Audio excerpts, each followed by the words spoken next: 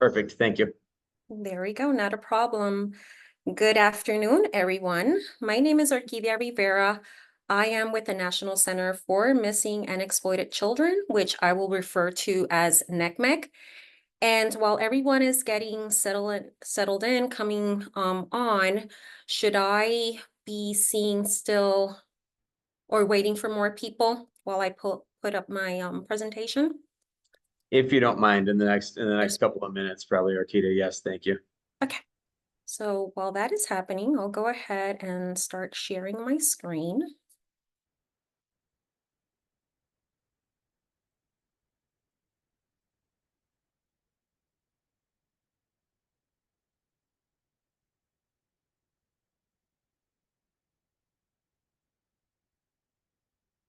Okay.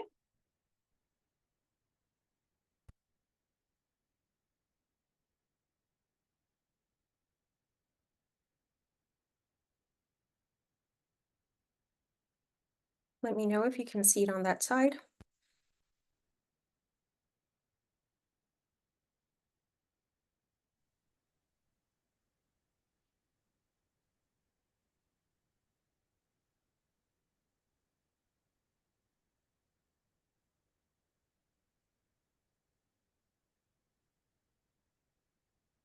I cannot see or hear anyone, so just making sure that you guys can see it on that side. Yep, we're good. Okay. Got it. Thank you so much. So once again, yes. So once again, I'm Orquidea Rivera. I am a mental health professional that serves as a supervisor within the Family Advocacy Division of the National Center for Missing and Exploited Children. And today in this presentation, which I named CSAM, Child Sexual Abuse Material and Take It Down, also talking about our NCMEC resources. Before we begin, I want to go ahead and do a trigger warning for this presentation.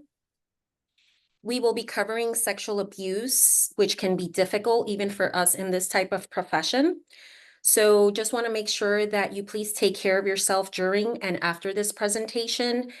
If you or someone you know are a victim of these types of crimes, know that NCMEC is here to help. So please reach out at any time to get help at ncmec.org. And if you need to kind of move away or do anything for your own self-care, please do so. Now, who are we? When I say NCMEC, we are a private nonprofit organization that has served as the country's central resource center for missing and exploited children since 1984. We were founded by John and Reve Walsh after their 6-year-old son Adam was abducted and found murdered in South Florida. His tragic death and that of other missing children around that time inspired a movement to create a more coordinated national response to the issues of missing and exploited children. And we are headquartered in Alexandria, Virginia. It's interesting because I am so used to staying in the DC metro area, and we provide our services nationwide. So everything that we do is over the phone. We partner with families, survivors, private industries, law enforcement, and the public with recovering missing children, providing services to deter and combat child sexual exploitation and engage in the prevention of education for the public. Now, we cannot do this work alone, so our data always serves as a vital role informing law enforcement and other child serving professionals and nonprofits about the trends that are happening with safety, child safety. Now, through our partnership with law enforcement, nearly 100,000 missing children have been recovered. So that is a really, really big number, and we just continue to do the work. Our mission is to find missing children, reduce child sexual exploitation, and prevent future victimization, because we believe that every child deserves a safe childhood. Now, we offer families and caregivers hope, and resources during some of the most difficult experiences of their life. We already know that if someone is reporting into NCMEC, calling us, it has been a really difficult time for them. So our unique vantage point as the nation's clearinghouse for missing and exploited children's issues and the data we collect through our program actually informs the development of innovative and child safety resources that address the evolving needs of children and their families. We continue to lead the fight to protect children by creating vital services for them and the people who help them safe. Because, like I said, and we use it on all our logos, our banners, our t-shirts, and all of that, every child deserves a safe childhood. I do have some information in reference to some of our programs. We are congressionally, let me admit someone here, sorry. We are congressionally funded to operate 15 programs related to missing and exploited children. We won't have time to go over all of them, but I'll just go ahead and tell you about a few of them. One of them being the missing, right? So when we talk about our missing children's department, we operate a 24-hour hotline, which is 1-800-THE-LOSS. Hey, Orquidea, real Yes. quick, we can't see your slides anymore. You can't see them anymore? Mm-mm. Okay. I'm sorry to cut you off. Yeah, we Yeah, saw no. the main slide, but are just seeing like a blue screen at the moment. I'm not quite sure why that. This is interesting because it's showing me there. It says, stop sharing your screen. Okay, let's see here. Yeah, we saw it at the beginning. Yeah, it's not, everything is just right on my front here. If you hit stop sharing and And then do it again. try to share again, maybe, and it Okay. might give you, sorry about that. It Yeah, no might give problem. you an option, like share from current slide or something like that. Maybe we could try that. Yeah, so let me see. I'm going back to share.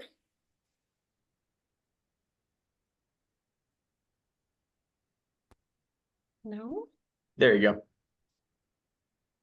Yeah. No. Okay. Yep. Looks good. All right. I don't know if it matters, though, that she's in presentation mode. Okay. This one here. Well, that was interesting. Sorry, guys, but then again, technology, we already know. So initially it was showing. Yes. Hmm.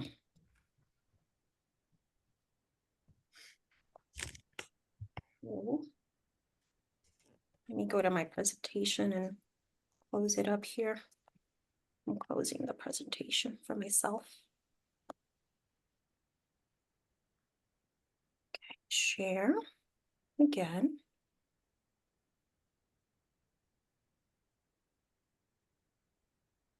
Wait, so.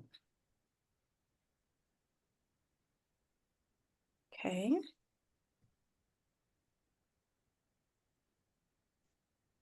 You see it? I can't, once I do this, I can't see you all. We can see it now. Yeah. And it's not in presenter mode. Okay. Yep. Looks good. And I need to, so I know what is my next slide here.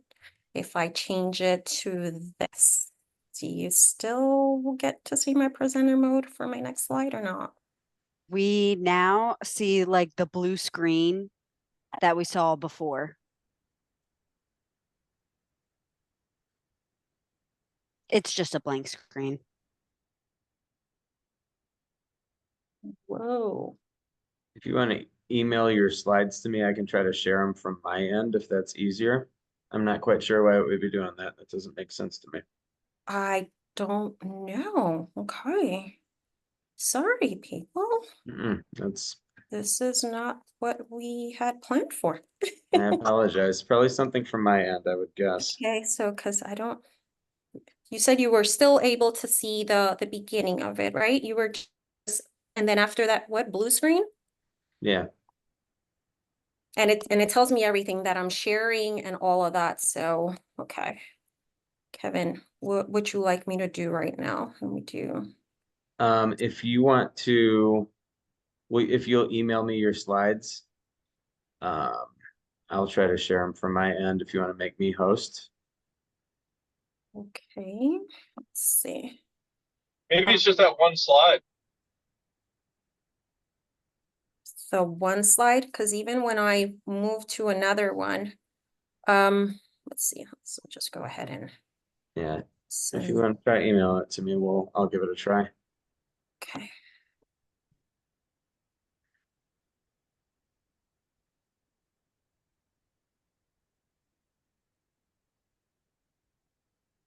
I was all focused and everything. I know, so sorry. No, but thank you for letting me. I just, because I see everything here like I'm sharing it, so. Okay, I'm trying to send this to you.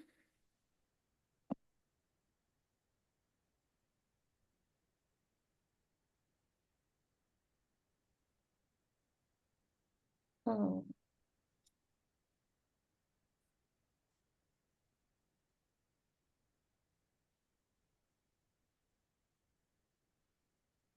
did you receive it on your end? No? Not yet. Let's see, I'll just refresh and Sending you nope, not yet. two different types of ways.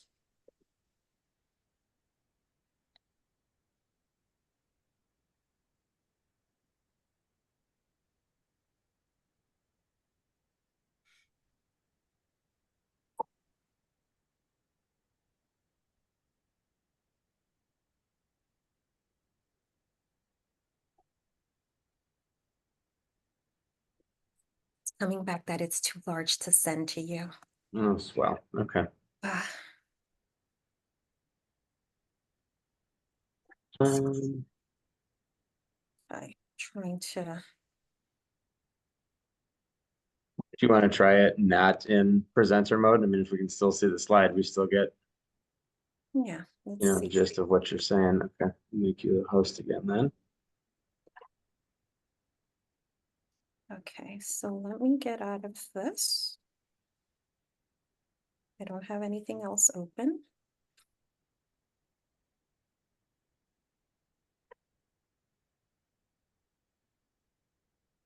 Okay. Any techie person here? Sorry. Wait, no. Okay. So let's see if I can share again.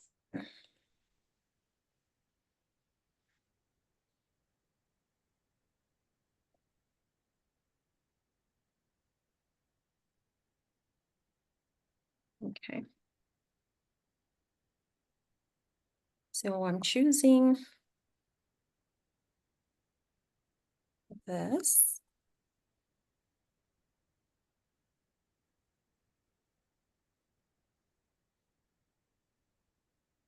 Okay, and it's, I'm sharing my sound. Says share. There you go. Okay, and what you see on that side is still not like the slide. It shows you everything, Yeah, right? just everything. Yeah. Okay, let's see here. There you go. Yeah, that Okay. looks good. Okay. So you are screen sharing. I have everything here. Okay. So I won't know. The problem is if I go to my presenter mode. Removed. There you go. Still good. We're still good, but I'm not in presenter mode, so okay. So I wouldn't be able to see here anything. Let me see something.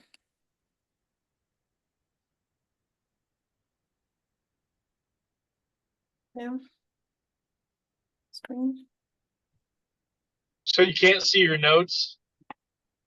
I can't see them, and I like to flow with the. I wouldn't know. Yeah, you were somebody there trying to help. Can't see who's here. Chaz. No one. Yeah, it's Chav. Yeah.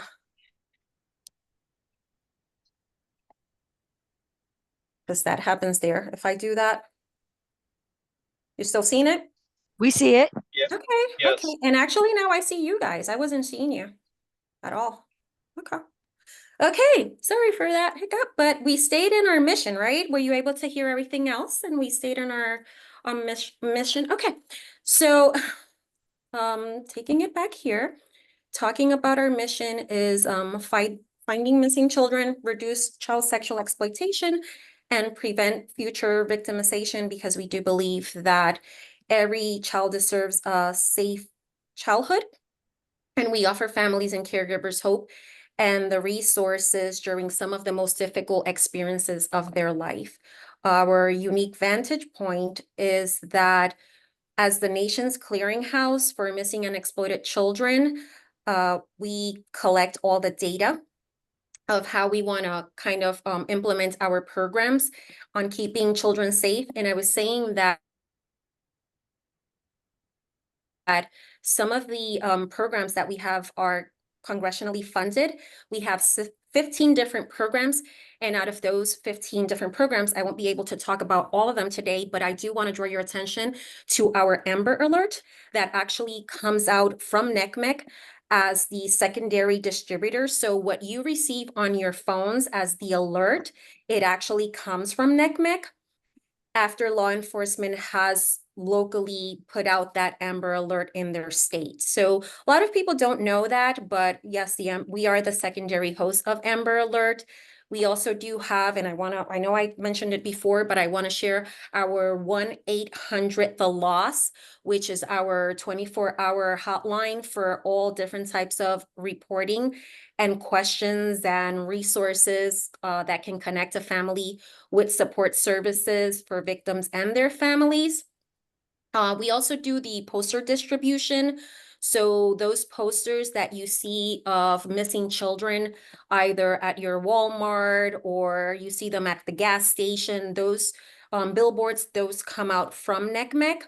We have different case management, the age progression, and one of our other programs between the 15 that we have at NCMEC, we also have the Exploited Children's Division.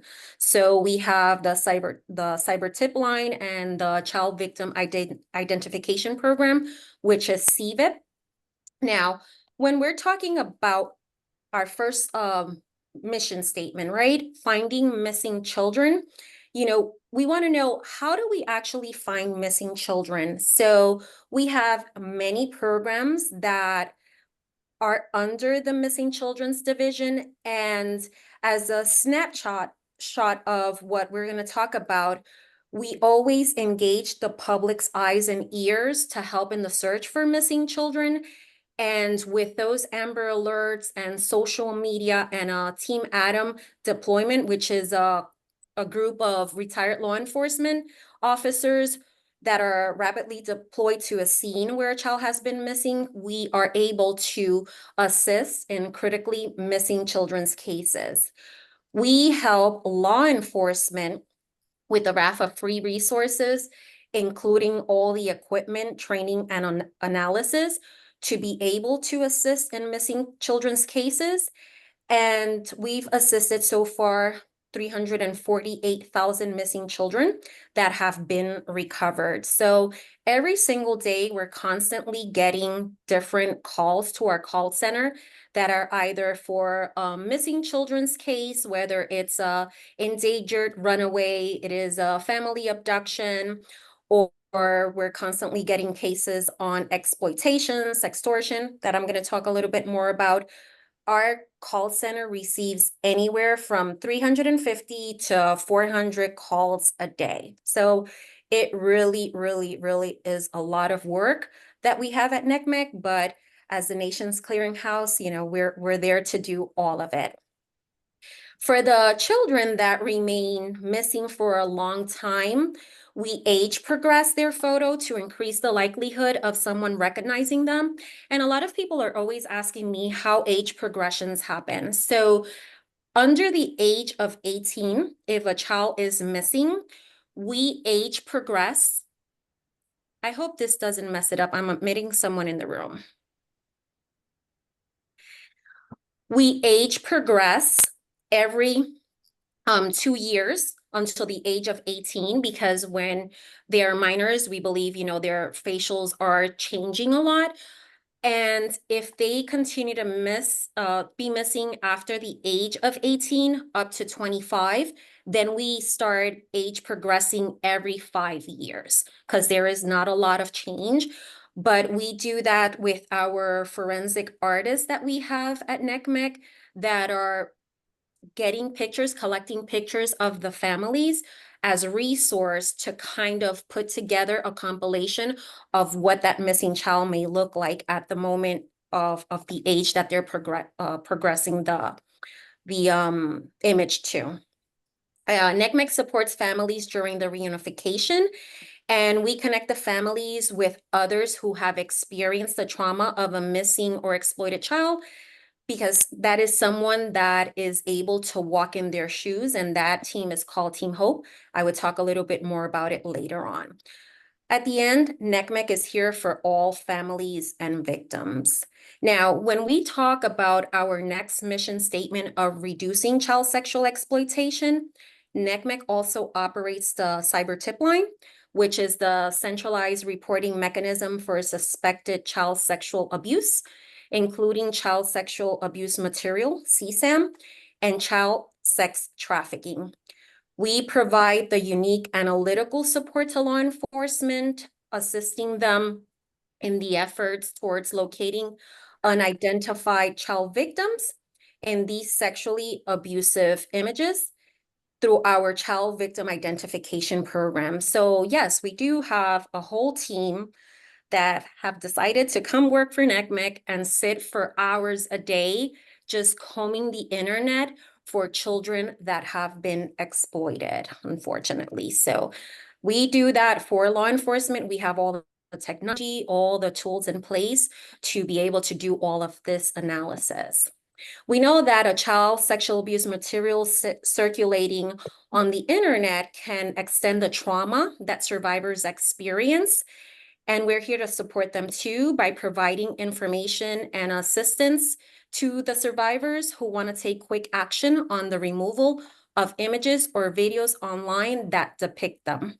Now, when we talk about child sexual abuse material and our cyber tip line, we want to share what are the other types of abuse that are reported into our cyber tip line, because we do receive a lot of information in reference to child sex trafficking.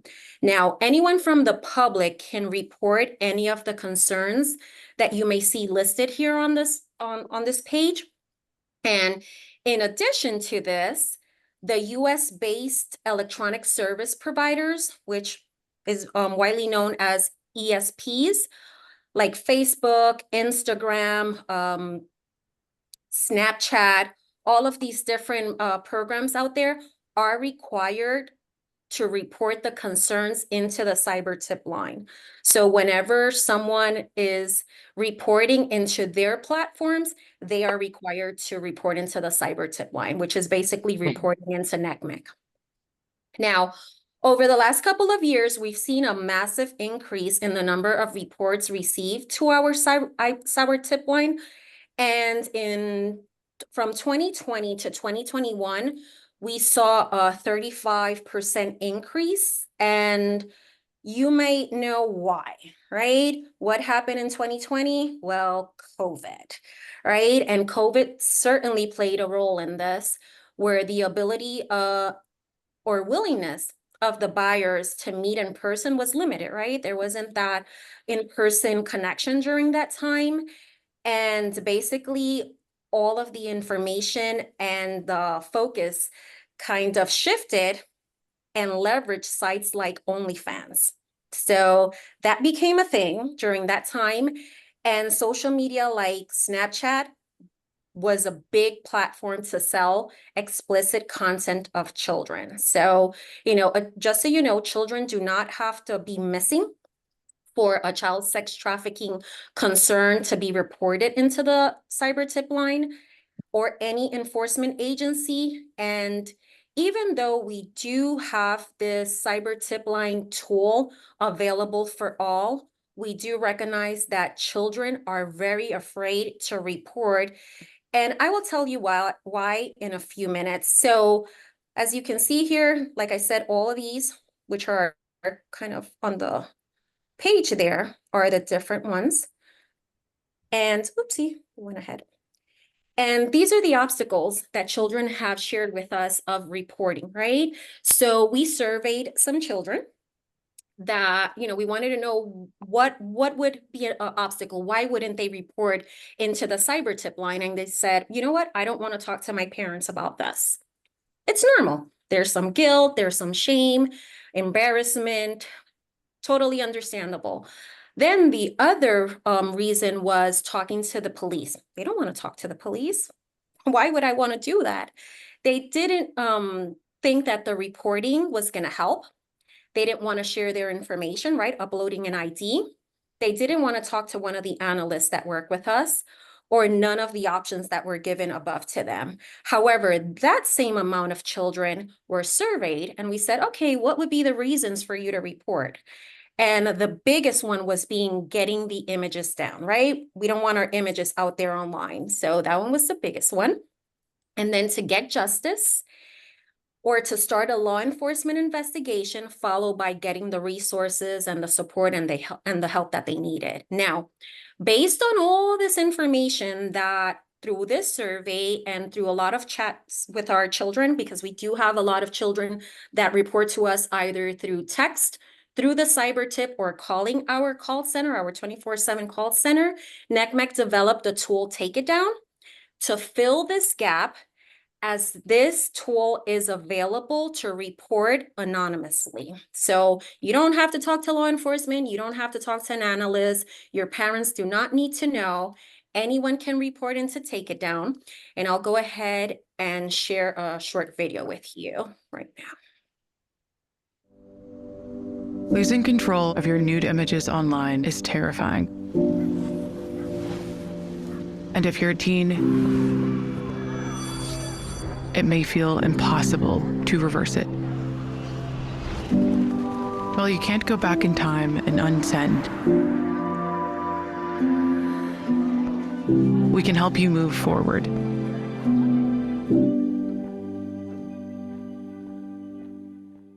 So takeitdown.ncmec.org. Very short video, very powerful and very helpful. This was created in December of 2022. And you'll be more surprised than not that children are constantly going online looking for how can someone help. My nudes are out there. They're Googling, how to come across these different types of platforms that can help them. So we have here what the page looks like. I'll go ahead and very quickly, because it's a very short tool, walk you through what children would come across on the tool. However, I continue to say children because, like I said, it's anonymous. Children, wouldn't want anyone to know, but anyone can report on a child's behalf. So if you do have, as an educator or as someone in the community, and a child comes to you, you can show them the tool. They can do it on their own, or they can do it on their phone, and you can walk them through it. But just know that it is available for all, and no personal information is shared. If a follow-up was needed, then a cyber tip line would be the best way to go. Now, once someone goes to start the process of Take It Down, very simple. The first page is just going to ask, what is the age of the images and videos that wants to be submitted at the time? And let's say this tool is only for under the age of 18. So let's say if someone were to go over the age of 18 and answer this question, it automatically is going to give them a message that says to go to another website, which is for more adult, different types of content, nude content, and it's stopncii.org. So it will redirect the user to go to stopncii.org if they were over the age of 18.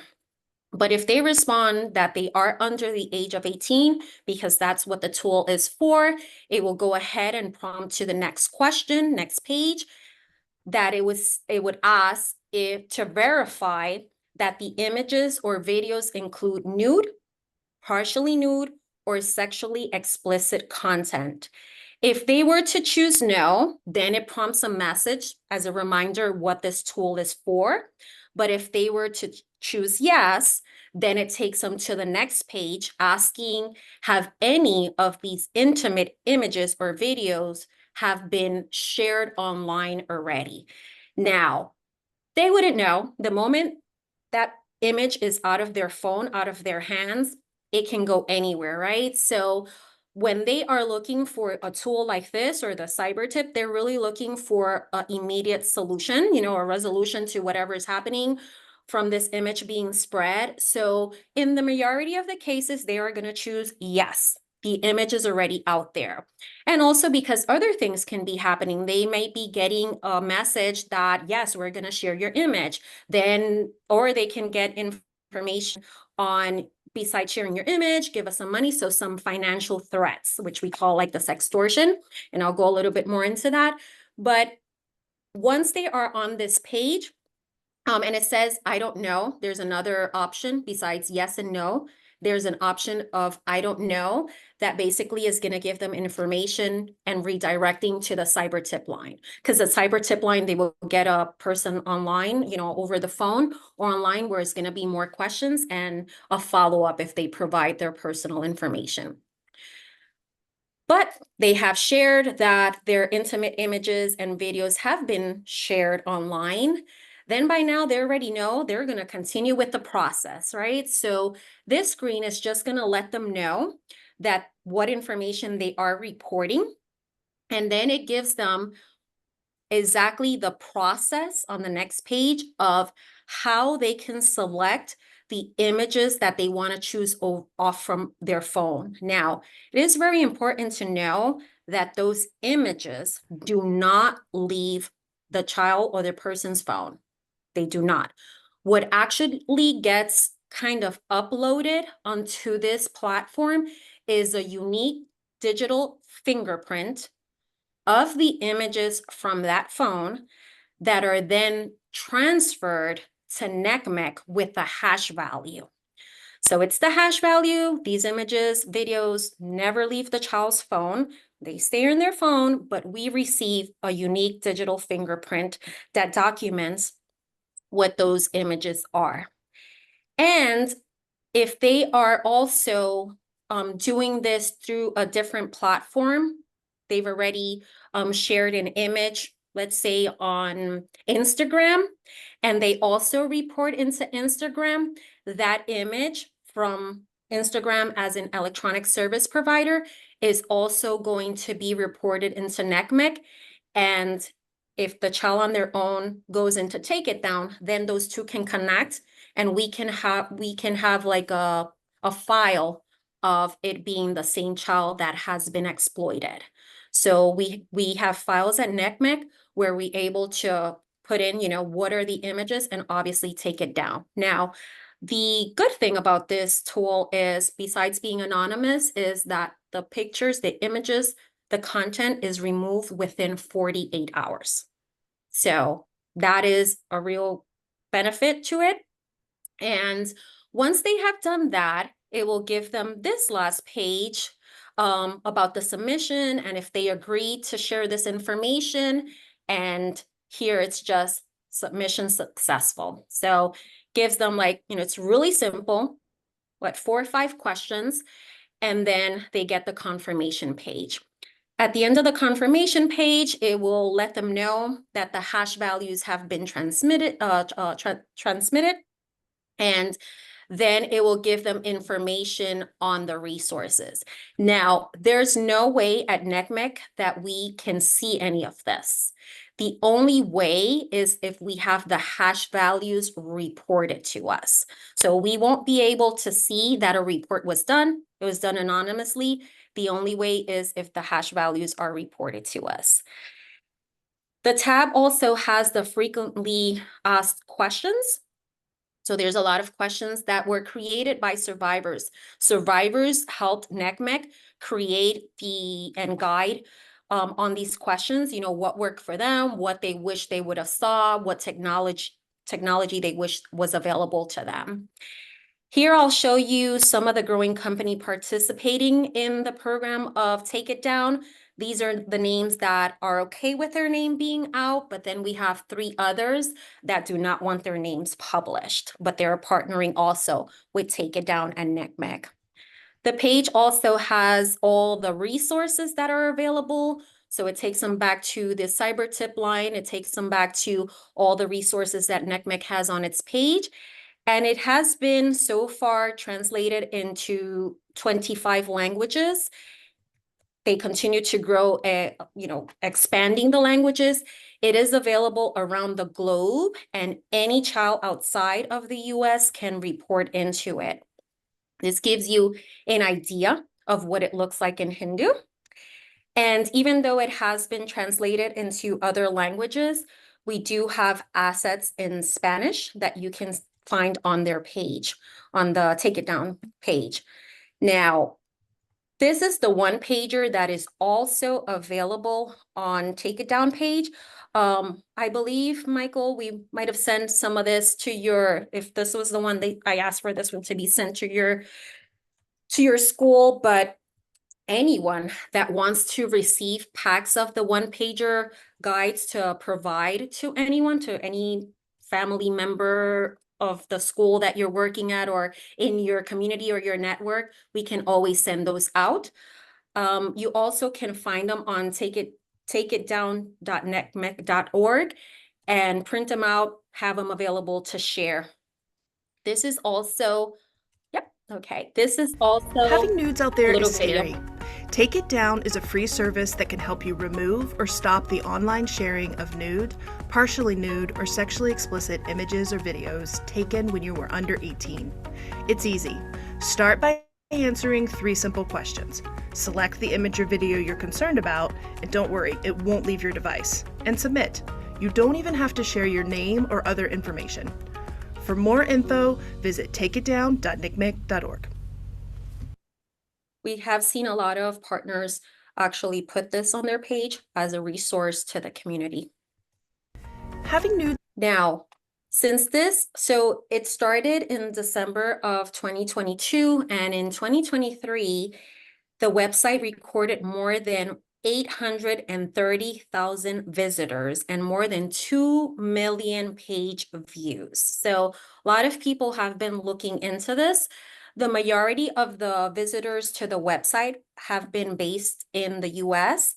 However, India, the United Kingdom, Egypt, Canada, making up the other countries that have visited the website the most. We received in 2023, 48,000 submissions to Take It Down, and more than 8,900 hash values were submitted. So multiple pictures and images and videos for kind of double. So lots of submissions. In average, by week is 900 to 1,000 submissions into the tool. So it's a lot, but lots of use. Now, these images, tend to be out there and a lot of things happen, right? So we talk about sextortion. Sextortion has been talked about in the last years and how quick it is actually happening. The extortion appears financially motivated rather than sexually motivated. The person that now has control of these images is constantly asking for some money. The volume of children affected is significantly high on a global scale, and extortion threats are very aggressive. So the moment that someone gets hold of that image, of that explicit content, the person on the other side is very aggressive, asking for a lot of things, and the threats are just, to your family, to your life, to your safety. And suicide of several children associated with these types of exploitation have happened. So we continue to see at NCMEC lots and lots of cases where a lot of males have died by suicide due to sextortion. With that being said, we are celebrating this year our 40th anniversary as an organization, and we developed a tool, very educational tool for all out there, that is called No Escape Room. You can go to noescaperoom.org. And a lot of this is an educational tool for parents which do not realize, how quickly and easily their own child can fall victim to online exploitation. They don't know the right signs to look for or how to talk about it. And they aren't on the platforms that their kids are. So they really don't know what apps to go to, what are the ones that are being used mostly for this type of victimization, and they really don't realize that it's just happening in their own home just down the hall. So this is the No Escape Room. It is an interactive film that follows the story of a 15-year-old boy's exploitation, shedding some light on the growing issue that happens, and like I said, mostly with men. It is this interactive tool that anyone can go to, and there's like little prompts that you can toggle through. And this right here is a little trailer of how it Okay, goes.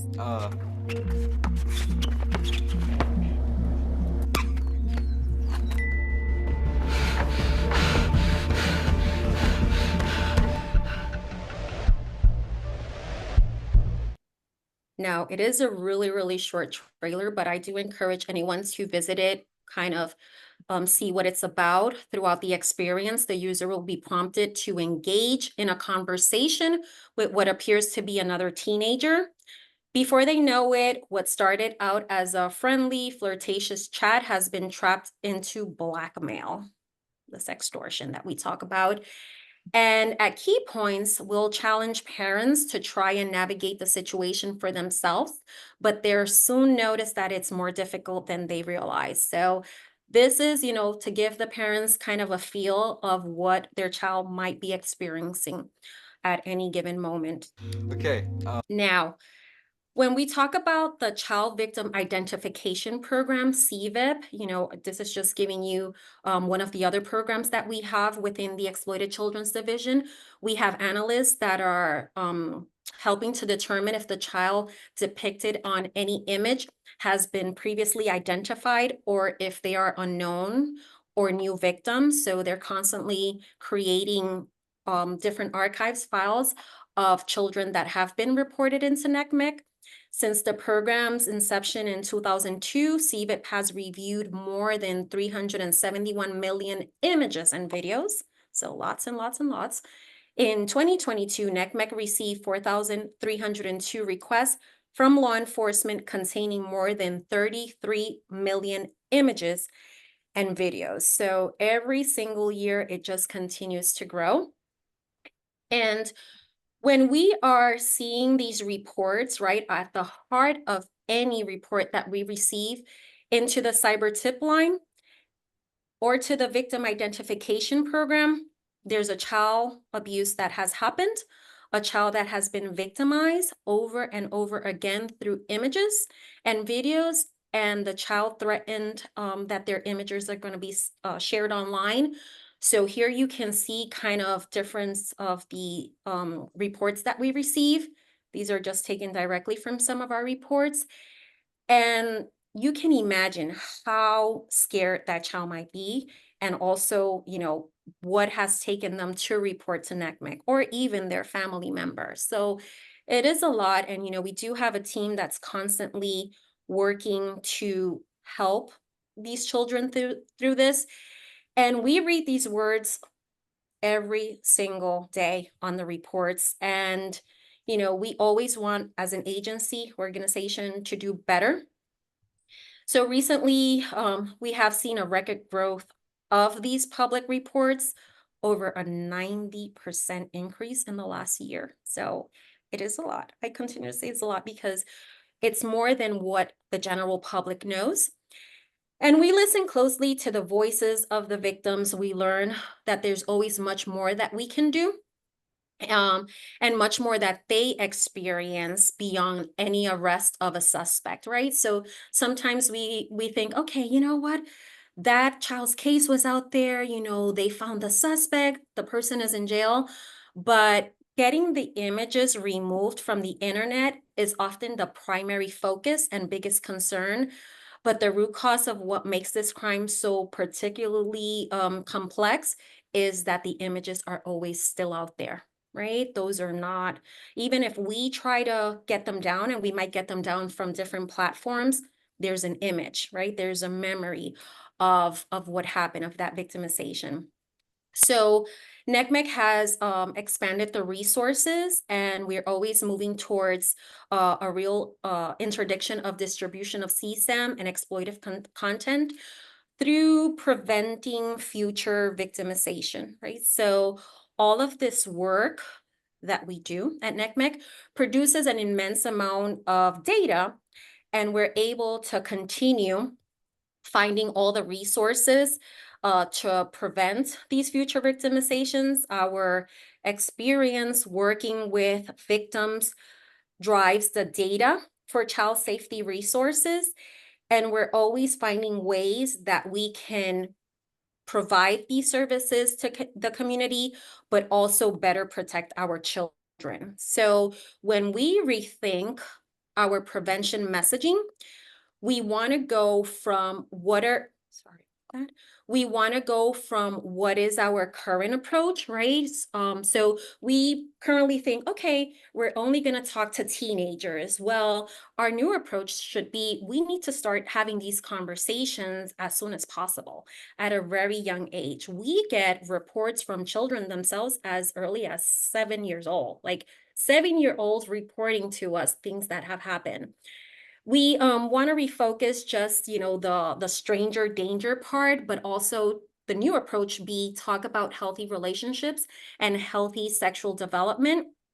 And the current approach that we have is just don't do it. But we also want to provide accurate information and skill buildings for children, and for them to understand that we want to empower them, and so that they and discourage them from doing any bad behavior, but we want to empower them to rethink anything that is coming their way in reference to any request that is not healthy.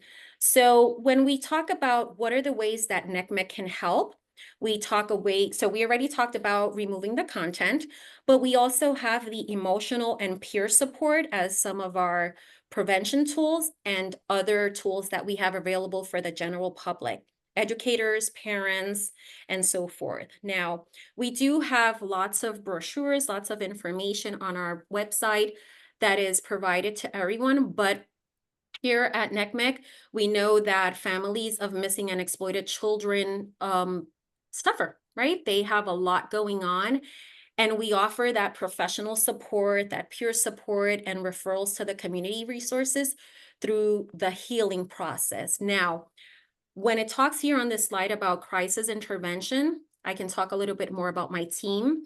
As the Family Advocacy Division within the organization, we provide that crisis intervention, that long-term emotional support, the reunification assistance, the referrals to other resources in the community like therapists, all free to families of missing and exploited children.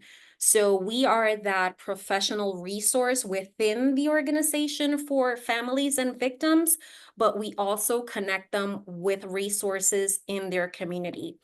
And just so you know, you do not have to have a NCMEC case in order to receive any of the resources and support that we offer. So we get general calls of anyone that knows that we provide that mental health for any type of exploitation or missing children's event. And we are there to support them. Anyone is eligible for this resource. They can always reach out to us. We offer complimentary resources to CACs after they have graduated from those, for the families that have graduated from the programs that they have. And we're often out in the community presenting to families and home environments about how to heal after trauma. So do have a little QR code there if you ever wanted to know more information about the family advocacy division at NCMEC, but we rely heavily on a host of professionals out in the community that are known as our Family Advocacy Outreach Network, or FAON. It is just a network of mental health providers that have their own expertise, preparation, degrees, and are willing to see our families either free, pro bono, sliding scale, or even acceptance of insurance. And we do the phone, we at NCMEC do the service over the phone, but when we want to connect someone so that they can see a therapist, a professional in person, these are the people that we go to. They are our resource in the community. We are just over the phone assisting nationwide, but we connect with all these providers in their different states so that they can provide the services for our families longer term. And in return, we train them, we give them all the tools that they need to continue learning how to work with the different types of cases that we work. So of exploitation, of abduction, of family abduction, of missing, we continue to train them. And if ever you wanted to know more, there is a QR code here, or you can go to our website on missingkids.org and find out more. Now, we do this together with the peer support. So peer support, which is called Team Hope, it is a group of family members that have experienced any type of case that NCMEC works, so either a missing child or an exploitation. They have been resilient enough after being supported by us, and they want to give back. No one better than them to know what it is to have a child that has been missing, to be an adult survivor of child exploitation, and help others through that journey. As a professional, I cannot tell someone that I am supporting, I know what you're going through. I understand what you're going through, because I don't. I see it from a professional lens view, but the peer support volunteers are able to say, I understand what you're going through. This is what worked for me when my child went missing, or this is what I did when my child was exploited. And they talk it out. They provide that support, and they provide that support long-term, as long as the family that they are supporting needs it. So they never leave their side until the family says, you know what, or the victim says, I am good enough. I don't need your support anymore. Thank you so much. And then they move on. But other than that, they are there long-term. We have lots of resources on our page in reference to providing to any victim of CSAM, of child sexual abuse material, of sextortion, of online enticement, of blackmail. And this is just one of the lots of one-pagers that we have on our website. But we also have all the different programs that are part of our prevention programs. And this is an online safety program called NetSmarts. It is created by our in-home artists. We have artists that create all of our characters. And NetSmarts is NCMEC's flagship internet safety program that it's designed to give adults the tools and language to teach children the skills to stay safer online. So it empowers them to be able to have all these different and uncomfortable conversations. And the program is age appropriate, so it goes from kinder to 12, and all of the resources can be kind of tailored to parents, adults, the caregivers, but also educators and community leaders that want to present on it. All of this is free. They all come with different types of facilitator kits. So you have lots of tip sheets, they're all targeted to different audiences, age appropriate. You have videos, discussion guides, games, activity sheets, all of it. You can download it. You can all see it on NCMEC.org, NetSmarts. Or if you go to NCMEC.org, on the tab under education, you can see NetSmarts and all of our information there. We also have web series, which is Into the Cloud. It's very interactive for children under the age of 10, and you can actually facilitate it to one child or a group setting. So this is a good way to kind of prompt some conversation with kids around safety and trusted adults. And obviously through their age, know how to have these conversations. We have different videos. This is just here a little thumbnail of the videos that we have. This is one about sextortion and how they are non-judgmental, and the actions that children take when they're actually going through something like this, like sextortion. So they're very educational, all of these videos. This is the poster on sextortion. It's a resource. We send these posters out to different companies, schools, and one thing we have found is that putting these in the stalls of the bathrooms at school, they actually have helped a lot of children, when in their bathroom thinking about, oh my God, I was just asked for an inappropriate image. What should I do? But they see this poster and they're like, oh, let me rethink it. Or if they have done it already, this is what explains to them how they can report. Now, we continue to provide a lot of education for everyone out there in the community. So we have trainings on CSAM for the general public. All of this takes place through our NCMEC Connect.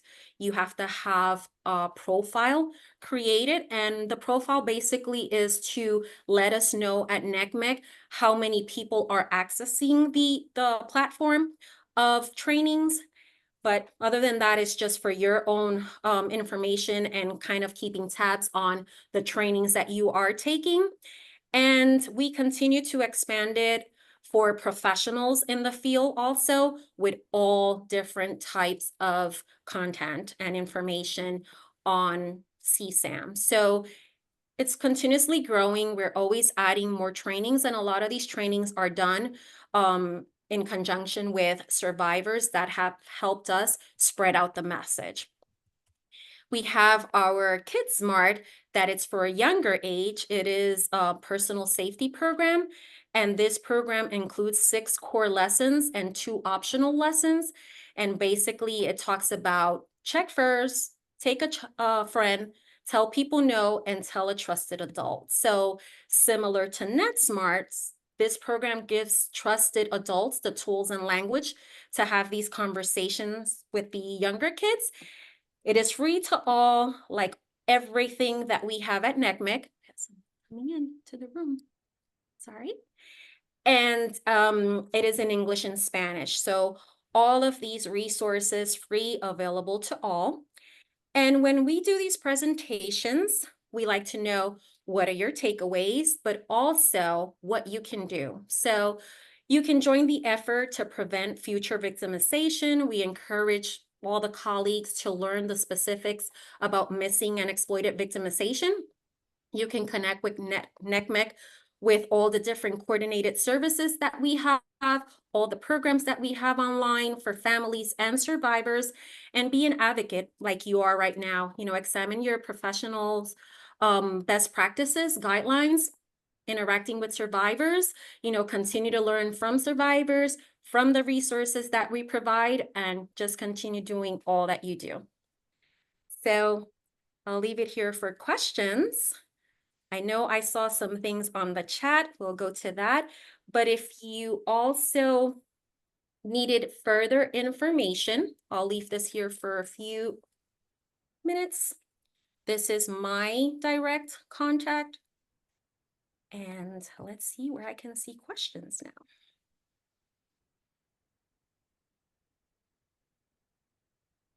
Okay, let's see. There's silence in I think so much of what we get is a lot of misinformation around this. So I think realizing all of this, Orquidea, maybe the best question I could ask, because I have a lot of students express to me either a lot of embarrassment, a lot of shame, which goes kind of one of two ways, because you had showed the infographic of students who were feeling, down on themselves, bad about their mental health. I have other students who kind of are dismissive about things like that. I sent, they sent to me, all of that.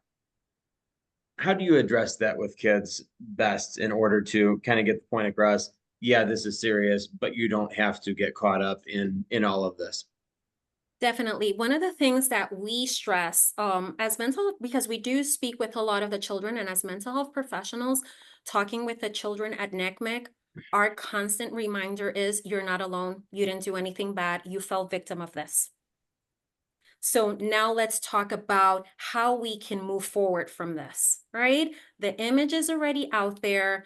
We're going to try to do everything possible through all the different tools that are available to take down that image. But let's talk about you, how we can move forward, what supports we can have in place to help you through this challenging time.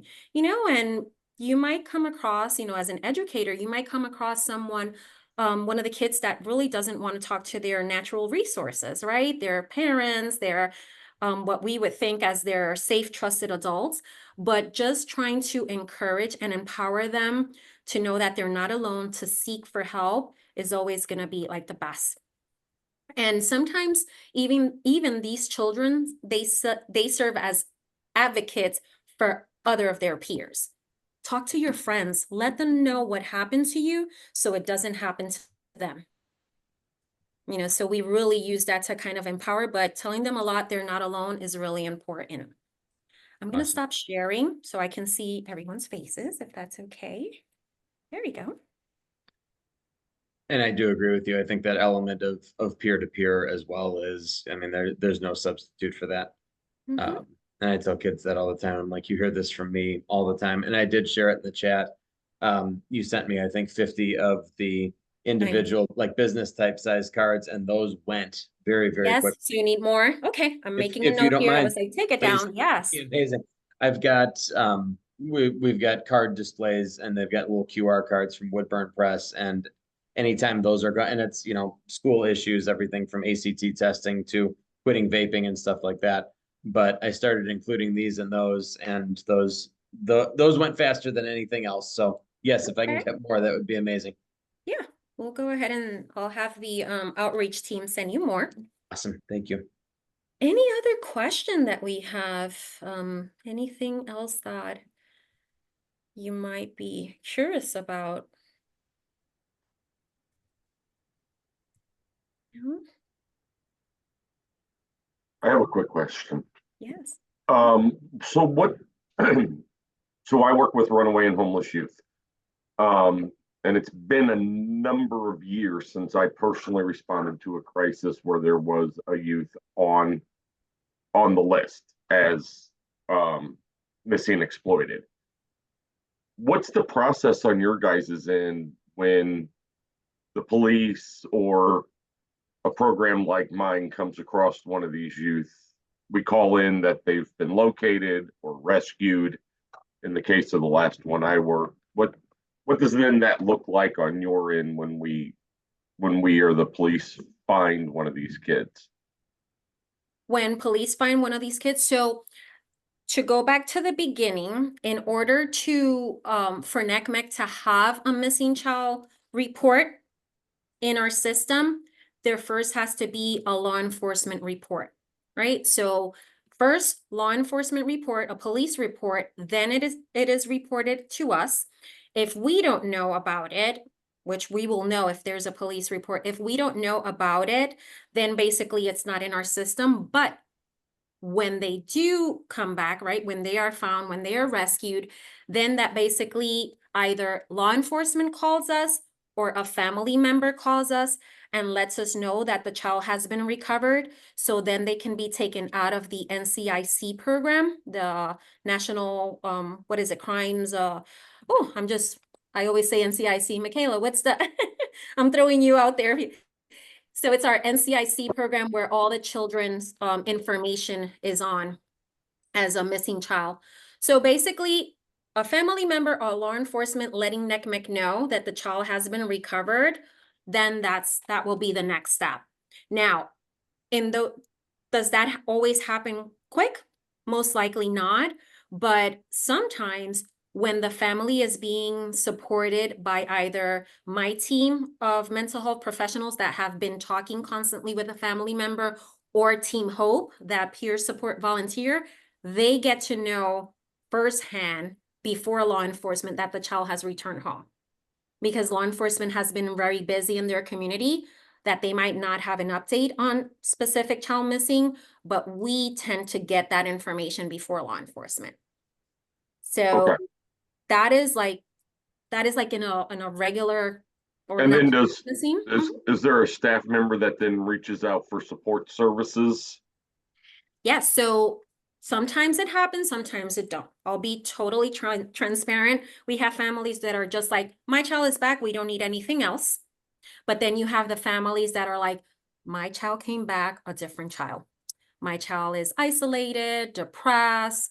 There was some drug use while they were on the run, things like that. And that is when we come into play to support. We always offer the support to every single family that we support at NCMEC, that we have at NCMEC, but not everybody wants the long-term support. But yes, it is Right, available okay. for everyone. Okay, For anyone that Thank you. wants it. Mhm.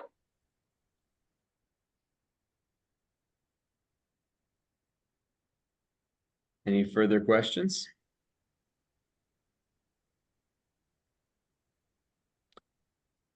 All right, hearing none, I'm going to share, Orquidea, as you're speaking, I was pulling the web addresses and stuff. I've got the NCMEC website, the Take It Down stuff and all of that I'll send out to our general membership. We've got 340 members, so we'll send out also with the meeting recording and all of that. And if it's all right, we'll share your info as well if people have further questions, things they want to reach out about.